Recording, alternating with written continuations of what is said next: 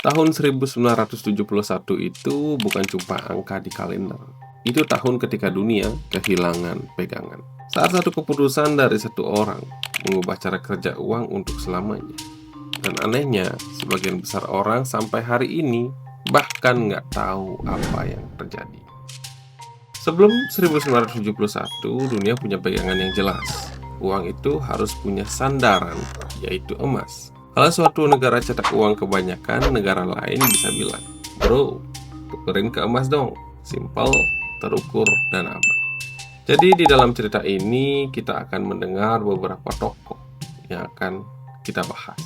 Franklin, Harry Dexter, John Maynard, dan pastinya Richard Nixon. Tapi tenang ya, kita bakalan bahas versi yang ringan, karena tokoh-tokoh ini yang nentuin masa depan uang dunia.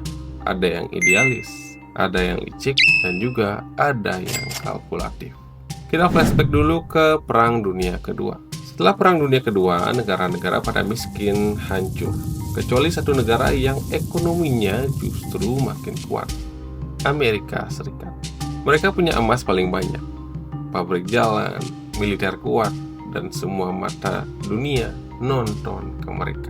Pada tahun 1944, semua negara kumpul di Bretton Woods. Ada 730 delegasi dari 44 negara. Yang ngomong paling lantang waktu itu Harry Dexter Amerika Serikat dan John Maynard dari Inggris. John Maynard bilang, "Kita bikin mata uang dunia baru aja, biar adil." Si Harry pun bilang, "Gak usah ribet, pakai dolar aja." Tenang, dolar kita dijamin oleh emas. Negara lain capek perang, jadi banyak yang setuju. Akhirnya sistem baru pun lahir. Dolar jadi pusat, emas jadi patokan, negara lain harus nurut. Yang paling untung jelas Amerika Serikat. Mereka bisa cetak dolar dan negara lain terpaksa menerimanya. Yang rugi? Ya, negara yang ekonominya lemah karena harus ada cadangan emas. Jadi kita masuk ke tahun 60-an. Amerika mulai boros nih. Ada perang Vietnam, ada Great Society Program, pengeluaran pun naik gila-gila. Akhirnya mereka butuh duit banyak dari emas yang mereka punya. Presiden Prancis, Charles de Gaulle, nggak suka. Dia bilang, Amerika enak banget, cetak uang seenaknya, lalu seluruh dunia harus nerima. Kita nggak bisa seperti ini. Prancis lalu ngirim kapal perang ke Amerika cuma buat nukerin dolar ke emas. Negara lain pun mulai ikut-ikutan. Amerika Serikat pun mulai panik. Cadangan emas mereka mulai bocor pelan-pelan. Bank sentral di dunia mulai curiga. Cadangan emas Amerika mulai menipis. Dolar yang beredar makin banyak. Sistem mulai gonjang-ganjing.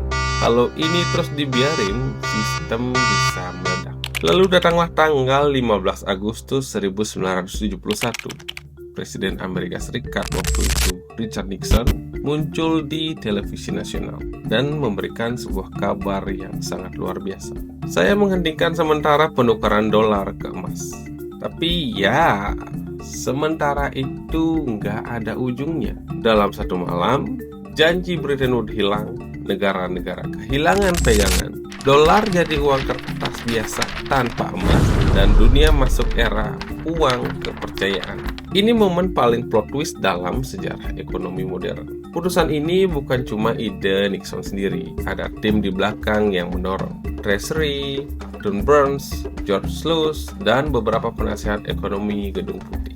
Mereka semua sadar kalau sistem lama dipertahanin, Amerika Serikat bisa bangkrut. Jadi opsi yang dianggap aman adalah potong tali ke emas. Biarkan dolar mengambang bebas. Negara-negara lain otomatis kaget waktu itu.